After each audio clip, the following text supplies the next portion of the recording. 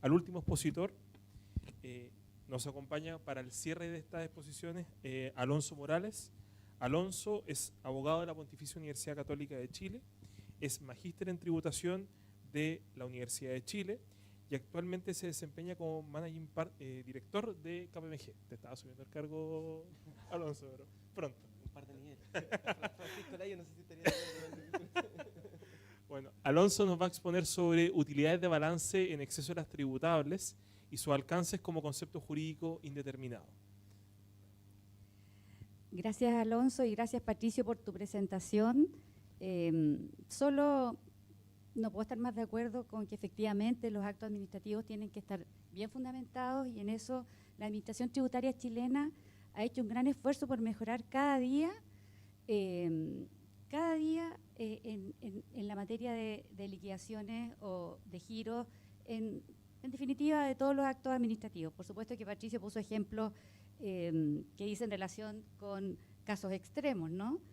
Y me parece muy bien, hay que fundamentar muy bien los actos administrativos, como también hay que fundamentar bien, ustedes que son asesores la mayoría, las pretensiones en juicio. Y por lo tanto también tienen que mejorar así también esas presentaciones en materia judicial tributaria.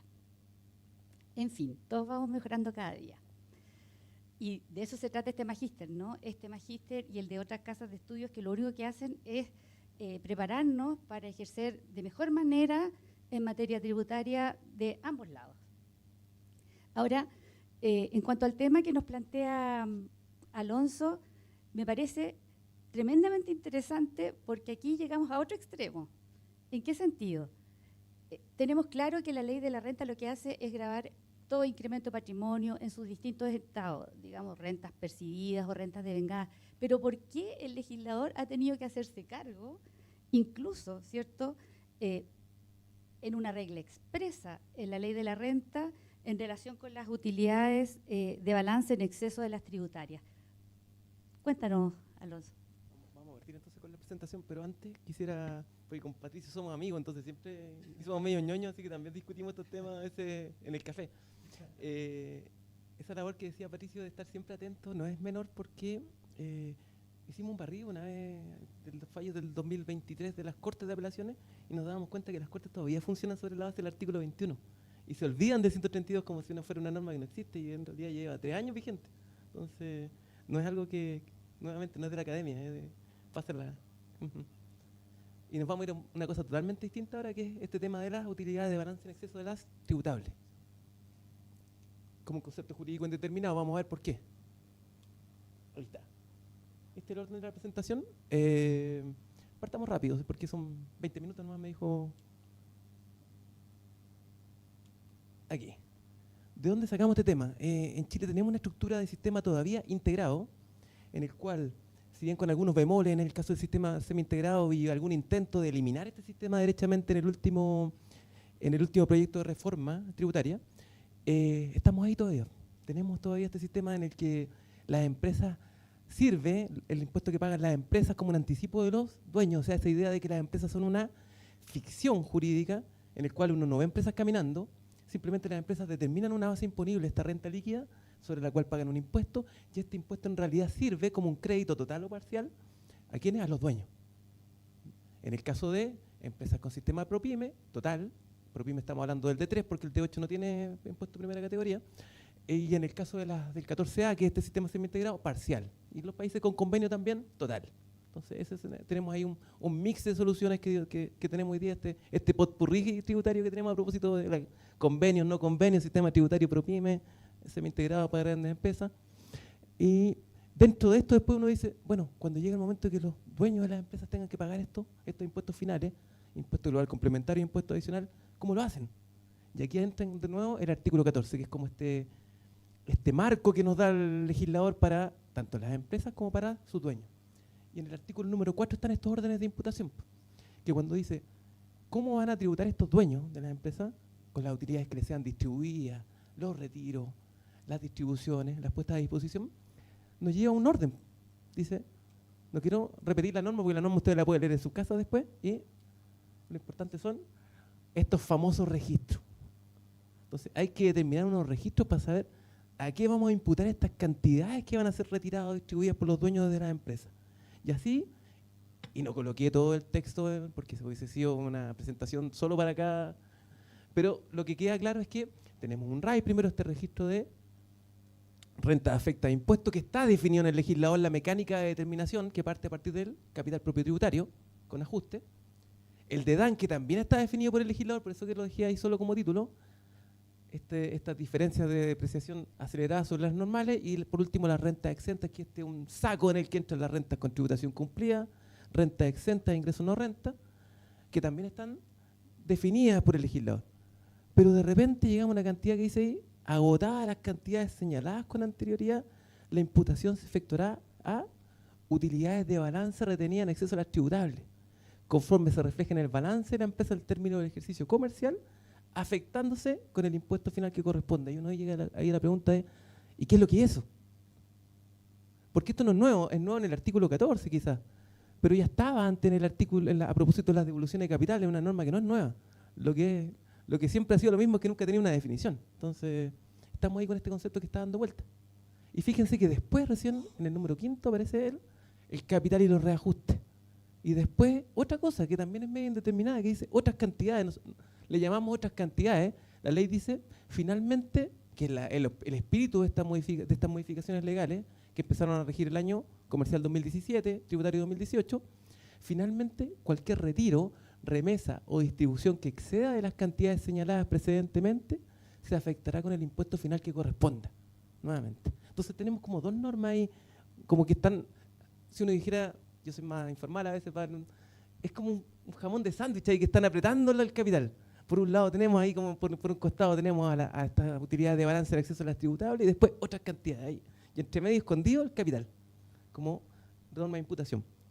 Hay que hacer la precisión, y lo vamos a ver después por unos cuadritos que hice, que esto solo tiene relevancia para efectos de las disminuciones de capital, no para las distribuciones, pero también con una salvedad, por eso que lo vamos a ver al tiro. Y ahí dice la norma, los órdenes de imputación señalados precedentemente son sin perjuicio de preferencias especiales de imputación establecidas en esta u otras leyes, porque como en Chile somos bien buenos para hacer reformas tributarias, y aparecen y desaparecen instituciones, pues todavía quedan dando vueltas por ahí cosas como retiro en exceso, utilidades reinvertidas, apareció el ISFUT. Alguna vez me tocó con un cliente que tenía utilidades antes del año 84, entonces todas esas cosas todavía están dando vueltas. Entonces, cada vez que hacen una modificación legal, uno tiene que irse a las normas transitorias para saber, bueno, ¿y qué pasa con todas estas cosas que se han creado en los últimos 50 años?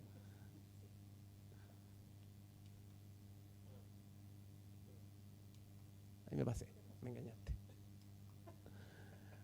Entonces aquí tenemos, por ejemplo, cómo es el esquema de una distribución de utilidades, una distribución de dividendos, perdón, un retiro de utilidades.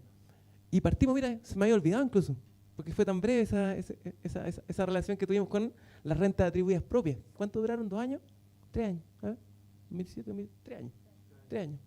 Entonces, como quedaron dando vueltas por ahí estas rentas atribuidas propias, que son rentas técnicamente con tributación cumplida, pero bajo un régimen especial, y cantidades que no fueron, en el fondo, se pagaron los impuestos, pero no fueron distribuidas, ahí quedaron.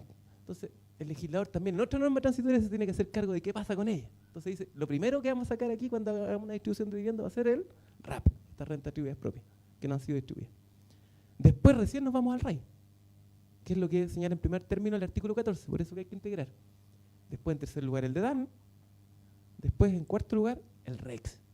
En quinto y en sexto lugar me lo salto, les digo porque de momento no es relevante para efecto de una distribución.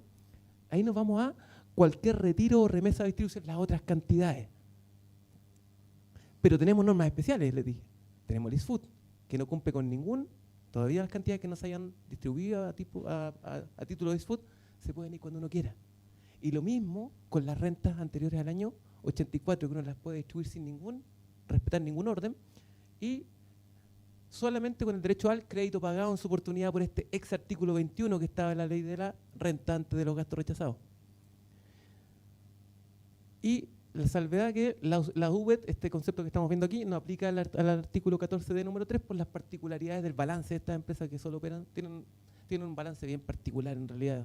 No queda nada en la práctica, como opera sobre la base de ingresos percibidos y gastos pagados, el balance es hay que hacer, de hecho, cuando uno hace término de giro tiene que hacer un inventario porque no tiene, el balance no refleja la realidad de la empresa.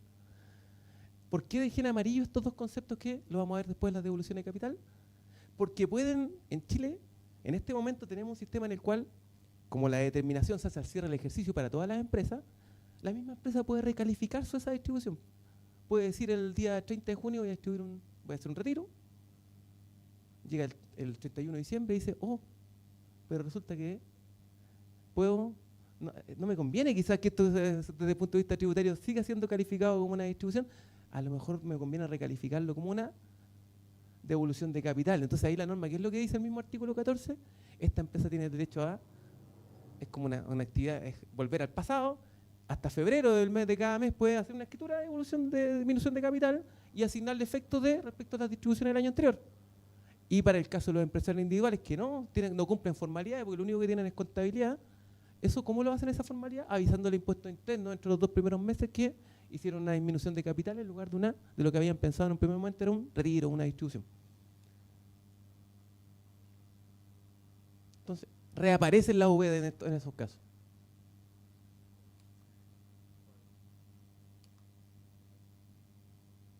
Aquí siempre estuvieron, en las devoluciones de capital como concepto.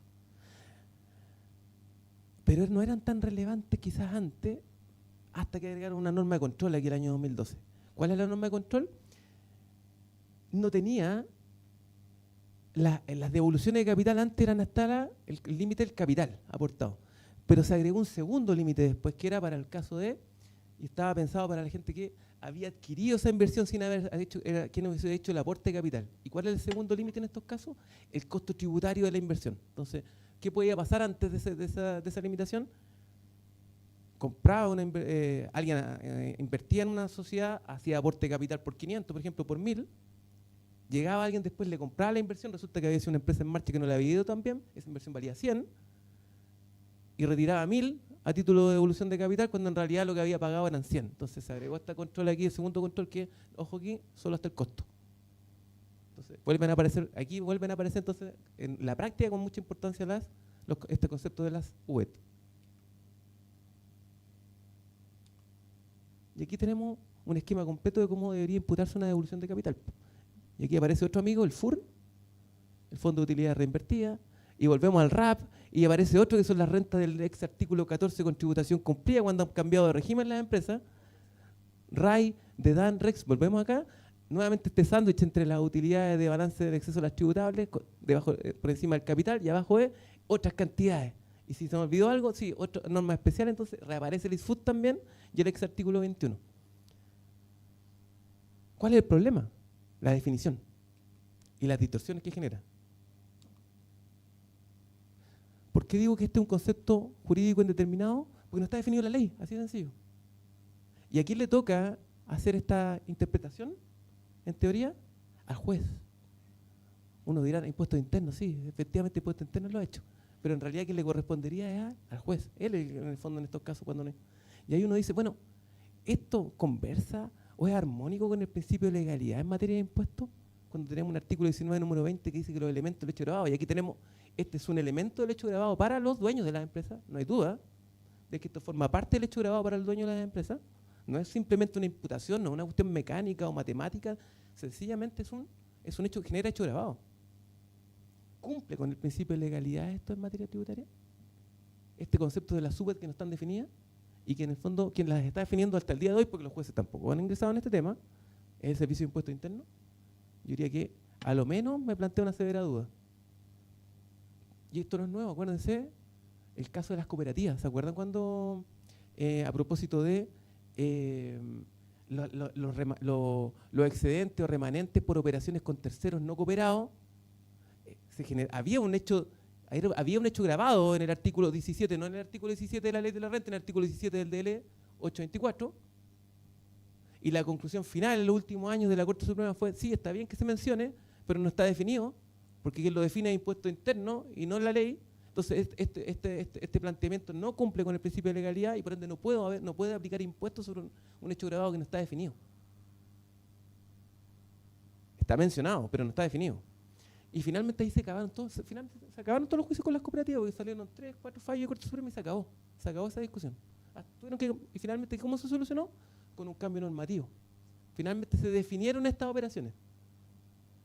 Entonces, yo creo que aquí nadie lo ha planteado, pero es un tema que podría surgir en algún momento en una situación extrema como las que vamos a ver a continuación.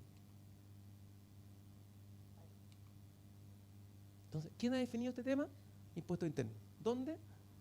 En la circular, de manera muy genérica, en la circular 73 del año 2020, dice simplemente corresponden a las utilidades de balance o financieras retenidas al término del ejercicio del año de la devolución. Y ahí uno podría decir ya, ok. Hablemos, estamos comparando utilidades con utilidades. Ok. Pero después, cuando uno va a los oficios que empezaron a surgir después, el concepto cambia porque ya es un simple cálculo matemático a partir del patrimonio financiero. Entonces, ¿qué dice impuesto interno? Y alguien le preguntó por ahí, por el capital y los reajustes.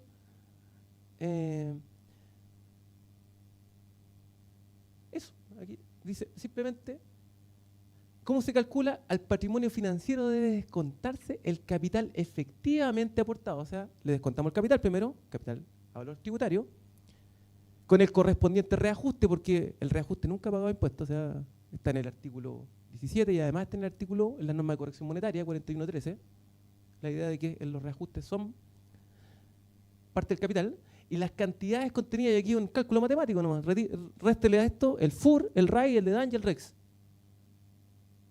Y así, dice, uno debería decir, sí, deberían quedar la utilidad financiera. Y lo mismo lo repite después, perdón, aquí me pasé, sí, no, aquí está. Este es el ejercicio, vamos a volver al tiro después.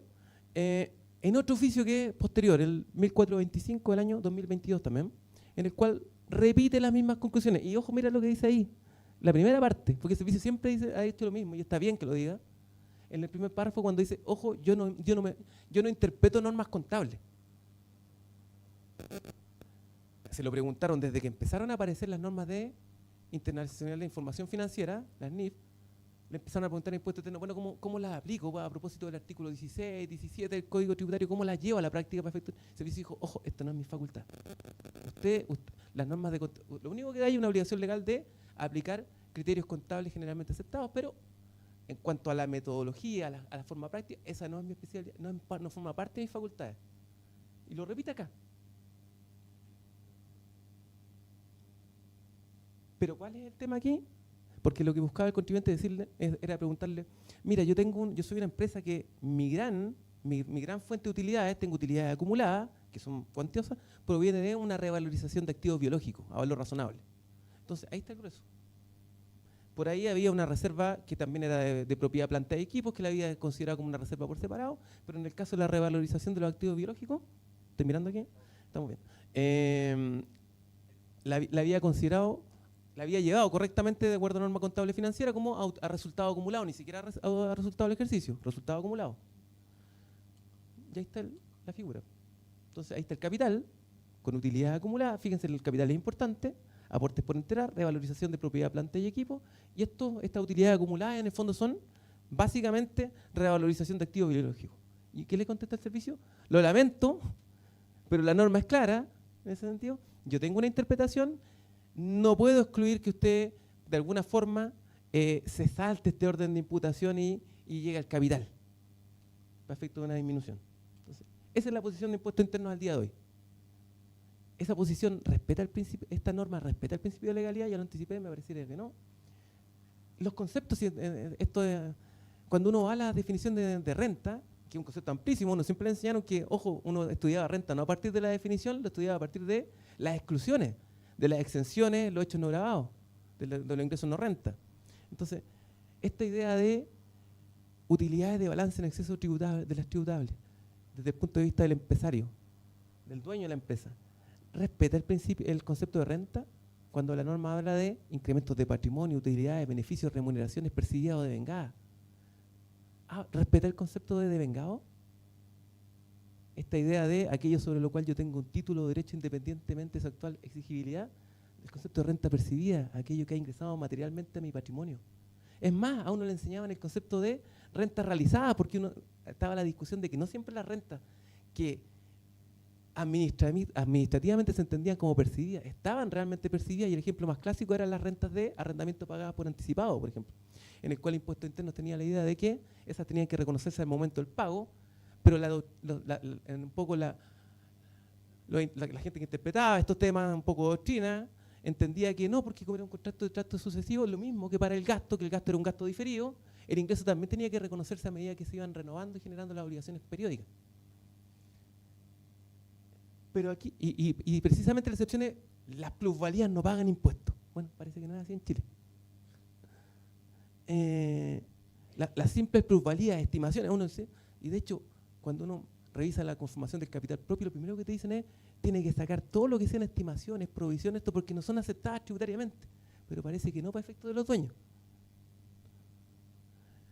Y finalmente esta norma que la agrego, porque se sale un poco, entre comillas, de estos conceptos, pero entre comillas, que es esta idea de las rentas pasivas como norma de control. Entre comillas digo porque la base de las rentas pasivas son la hipótesis de control, el concepto de rentas pasivas, pero la idea de que además esas rentas que te obligan a traerte a Chile sin que las hayas percibido, a lo menos en el país de origen tienen que estar percibidas o devengadas. O sea, volvemos a aplicar esos dos conceptos. No aplicamos plusvalías para las rentas pasivas. Y aquí tenemos ejemplos de revalorizaciones. Y cómo, y ahí hay un tema, mira, fíjate que las normas contables no son tan unívocas como las normas tributarias en cuanto a la aplicación. Entonces, si te fijas, las mismas normas que te establecen estas revalorizaciones te dan opciones. Y dice, le da a las empresas la posibilidad de aplicar dos modelos, por ejemplo, el modelo de revalorización, que es el que estamos viendo ahora, pero también le da la posibilidad de aplicar el modelo del coste o costo para la propiedad, planta y equipo. O sea, una empresa podría decidir no tener estas utilidades, estas reservas, sobre la base de aplicar el modelo del coste, en el caso de activo fijo. Y lo mismo en las pruebas de deterioro de otros activos. ¿Te fijas? Y lo mismo para los activos intangibles. O sea, la empresa puede elegir su criterio, y los dos, en la medida que adopte uno y lo mantenga razonable, y podría optar por no tener estos problemas.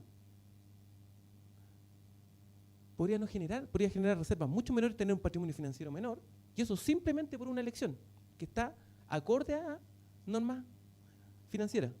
Y además, en el caso de la CMF, a veces existen reservas, y esas reservas expresamente no pueden ser distribuidas. Entonces, como que los tributarios no tienen mucha relación con lo técnico, con los conceptos técnicos de utilidad, en este caso, de la misma utilidad financiera. Como que pareciera que la interpretación administrativa se arranca un poco de lo que son estos criterios técnicos.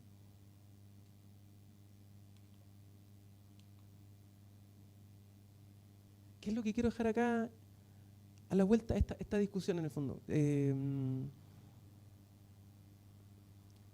Es muy posible que las empresas adoptando respetando estas normas contables, modifiquen totalmente su patrimonio financiero. O sea, lo único que un poco están sometidos son las empresas reguladas, porque ellas tienen que cumplir no solamente con normas de información internacional, sino que además tienen que cumplir con los criterios técnicos de la Comisión de Mercado Financiero, por ejemplo. Pero para el resto, las posibilidades son muchas y abiertas. Basta con que dos principios, razonabilidad y cierta consistencia en la aplicación de los principios, porque incluso después de un tiempo pueden cambiar esos principios en las empresas y cambiarlos. O sea, basta una explicación en las notas de los estados financieros y pueden adoptar un criterio contable distinto después de un tiempo. O sea, no hay limitaciones. Entonces, ¿qué sentido tiene este concepto de la UET en la norma tributaria?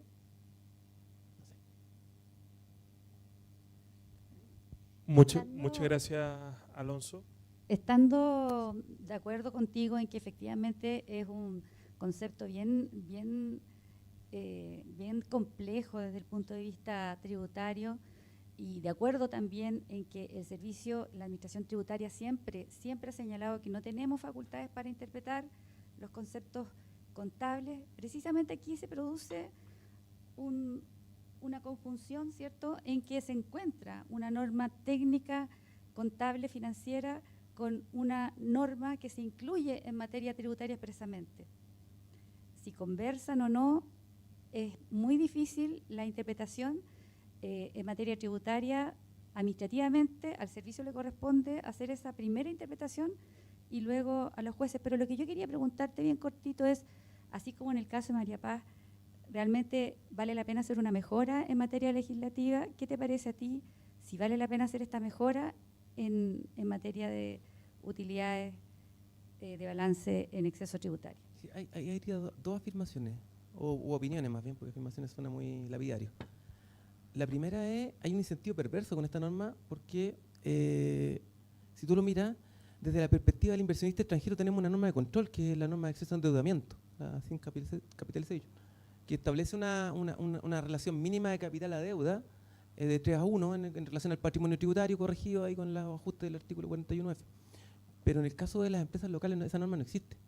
Entonces, ¿qué interés podría tener un empresario en hacer un aporte de capital en una empresa que va a llevar criterios IFRS sabiendo que esas utilidades van a quedar, ese capital va a quedar emposado y va a quedar ahí taponeado por este concepto de las utilidades de balance que no tienen no representan nada, te insisto, son puras plusvalías y estimaciones.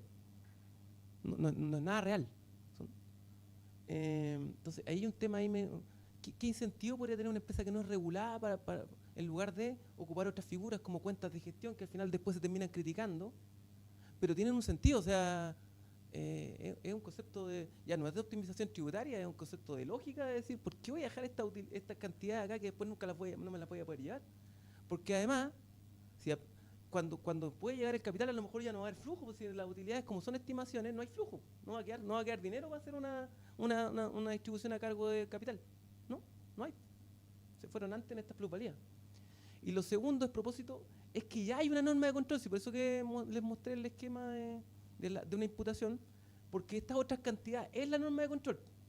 Entonces no tiene sentido tener dos controles, uno entre medio, uno antes y uno después del capital, sobre todo uno que no tiene nada que ver con lo tributario. Entonces, esas otras cantidades es la norma de control. ¿Por qué? ¿Qué se controla ahí? ¿O qué se podría controlar? Descuadraturas patrimoniales, por ejemplo, que no están explicadas. Segundo, subdeclaración de renta. ¿Qué pasa cuando una empresa, de manera involuntaria, esperemos por el principio de buena fe, subdeclara renta? Se equivoca. Eso va a quedar reflejado igual de alguna forma en el patrimonio. Entonces, salvo que la empresa haga alguna cosa con la cuenta, eso va a quedar reflejado en el patrimonio. Entonces... Pero eso no se puede, Alonso. O sea, claro, no, siempre siempre va a ser involuntario. No. Ahora, en el fondo, y ahí en el fondo esas cantidades van a surgir o van a quedar denunciadas al momento de empezar a remitir flujos, porque no van a tener explicación. Y por eso van a pagar impuestos finales igual. La UVET no tiene sentido. claro, pero en ese sentido, Alonso, no se supone que, por ejemplo, dejemos un minuto de lado lo que es UVET, vámonos a la norma de control. Esa norma de control lo que está haciendo en definitiva es sancionar al propietario de la empresa en circunstancias de que una eventual subdeclaración, pensemos por un segundo, debería ser sancionado a nivel de la compañía. Y para eso ya hay normas. O sea, tenemos la norma de diferencia de capital propio que habilita al propio Servicio de Impuestos Internos para poder determinar la diferencia y aumentar lo que va a hacer RAI, que, entre comillas, es lo que más le puede interesar en términos de recaudación, aumentar el primer orden de imputación de la renta. Entonces, pierde un poco sentido, yo ahí estoy de acuerdo contigo, pierde un poco sentido una norma de control doble, por un lado UVET y por otro lado otras cantidades. Otras cantidades van a tener lugar en casos, uno podría decir, casos muy puntuales, ¿ya? En términos de cumplimiento, ¿ya? Pero lo que es UVET debería eliminarse en términos tajantes de la legislación. Generamos en definitiva una disociación del concepto de renta para el propietario de la empresa y estamos grabando en definitiva una cantidad que no cumple ni aún remotamente con la definición legal. Yo soy un poquito mal pensado y la UVET no es una norma de control, es una norma de recaudación. No es una norma de control, es una norma solamente de recaudación. Y recuérdate que en este sistema que tenemos al día de hoy, lo único que importa para efectos de control son las rentas exentas y los créditos. Así que lo demás no importa, lo demás son cantidades. Y mientras hayan créditos y mientras hayan rentas exentas, lo demás siempre va a tributar. Por eso te digo que ahí, en ese caso, yo estoy de acuerdo, y me lo está anunciando con la pregunta, yo estoy de acuerdo que en una futura quizás, que se viene un proyecto de reforma ahora en marzo de nuevo, y en el proyecto del año pasado esta UVET de nuevo venían metidas en el mismo orden de imputación, después de lo mismo, que cambiaban los nombres, pero era lo mismo, claro, que se llamaba el RAI se llamaba RUA, el de DAN se llamaba RDT, de diferencias temporales, después la REX seguía siendo la REX y después esta UVET seguía siendo la UVET, así que era lo mismo para los dueños de esa perspectiva. Yo creo que desde un punto de vista dogmático, un poco de consistencia en nuestra norma, tendrían que desaparecer. Basta con el control que tenemos ya, en este caso, les insisto, que que toda cantidad va a pagar impuestos si es que no tiene una justificación en otro concepto. Bueno, muchas gracias, Alonso, muchas gracias a los expositores.